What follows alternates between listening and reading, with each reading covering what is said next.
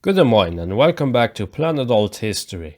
Today we are going to discuss what if Greece joined the Axis.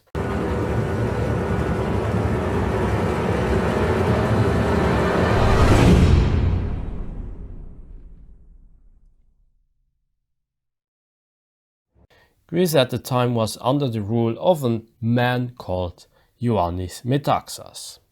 Metaxas came in 1936 to the power thanks to a self-coup. Metaxas established a quote-unquote ideology, which is nowadays just called Metaxism.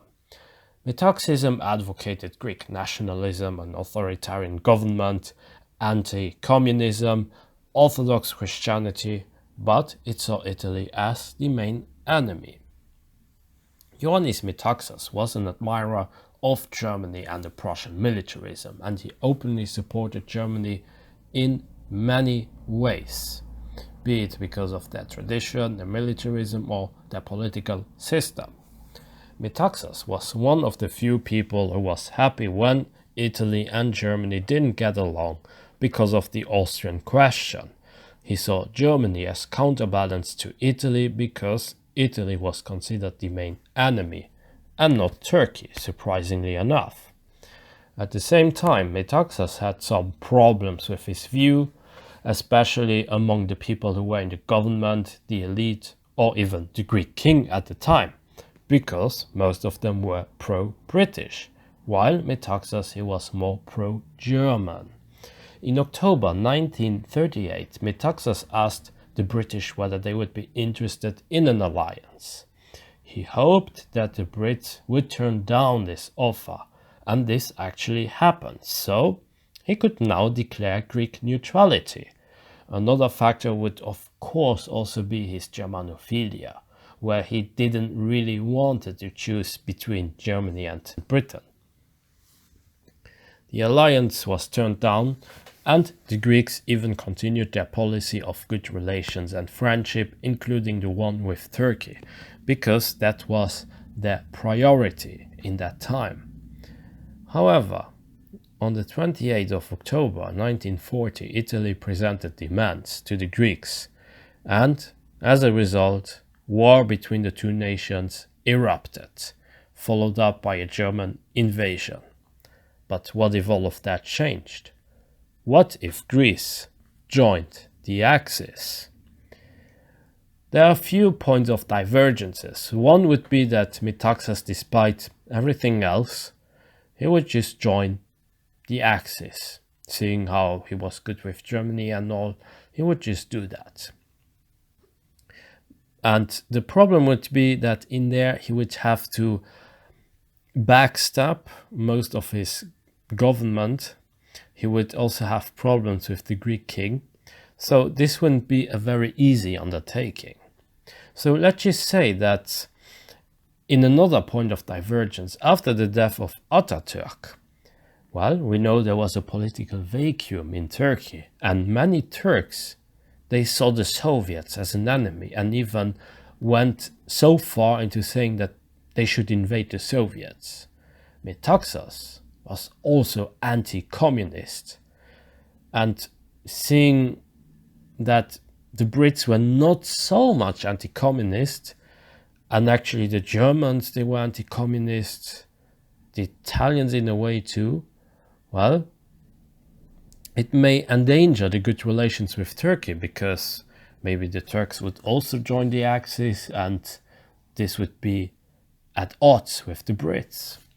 Yugoslavia, for instance, too, considered joining the Axis, and as we know, Romania and Bulgaria fought on the side of the Axis as well. We can conclude that there was a specific atmosphere in that region of Europe and Asia.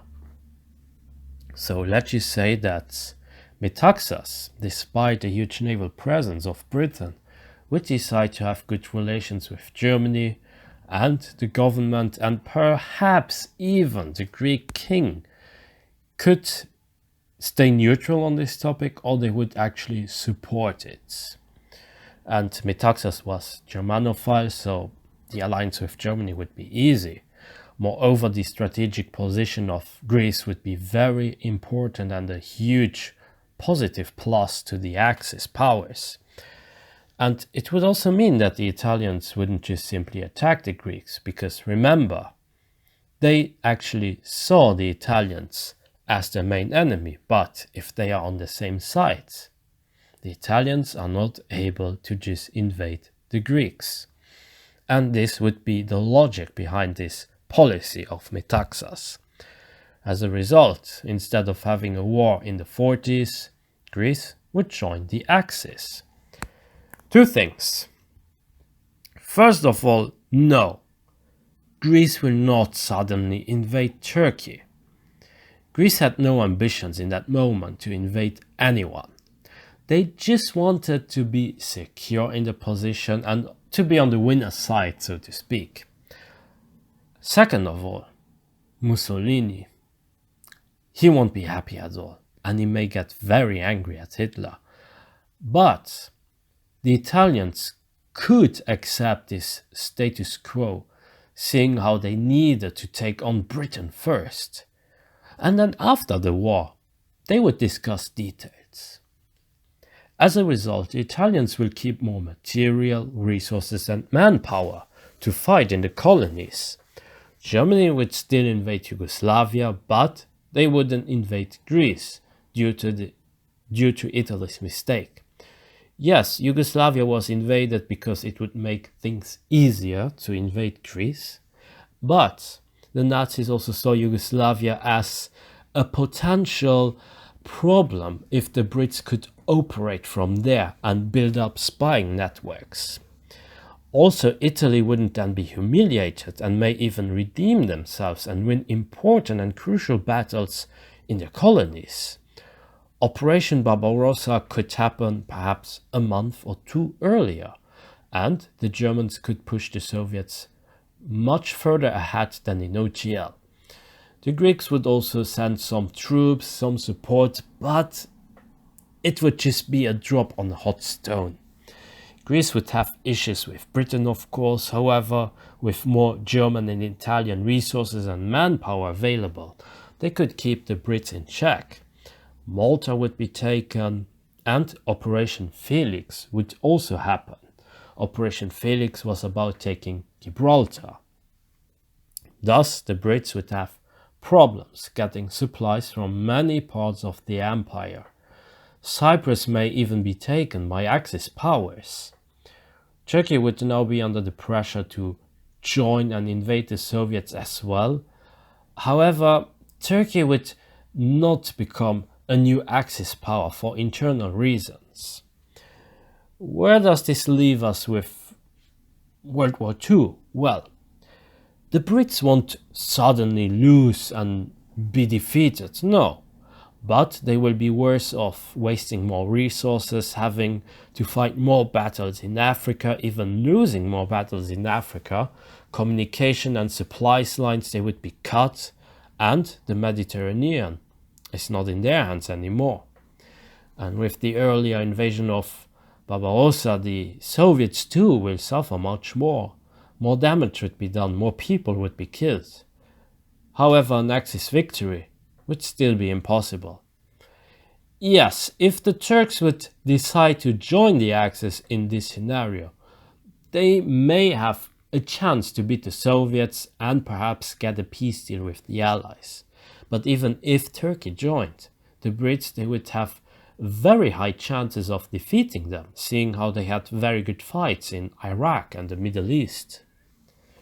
Relations between the Germans and Italy would be a little bit more sour, but due to the war efforts, no German-Italian split could erupt, as they needed each other. The Germans were needed in Europe and the Italians were important for the Mediterranean and Africa especially. World War II could end a year or two later with a very similar outcome than in OTL, except at this time the Greeks would be invaded by the Soviets, or at least be demanded to be occupied by the Soviets. And as a result, we see a much bigger Eastern Bloc. The Turks would have only declared war at Germany but not Greece, and the Turks would become a much stronger Western ally than in OTL, and we could see a further westernization going on in Turkey, much to the anger of religious fanatics. With the Soviets occupying Greece, we may never see a Greek civil war, but a lot of initial communist support, as in Czechoslovakia for instance.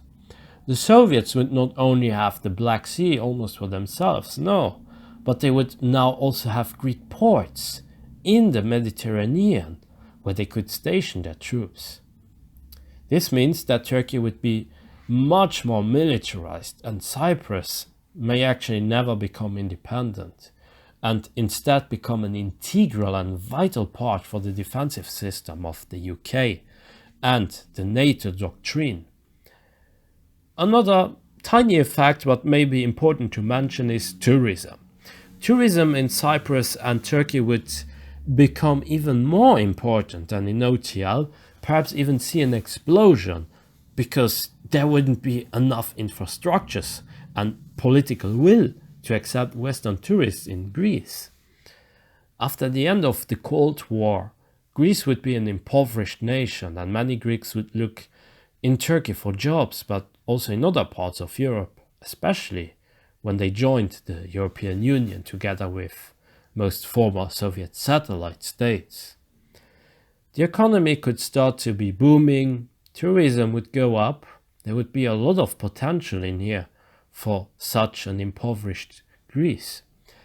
And there are actually chances that this version of Greece may be able to get a better economy than OTL's Greece.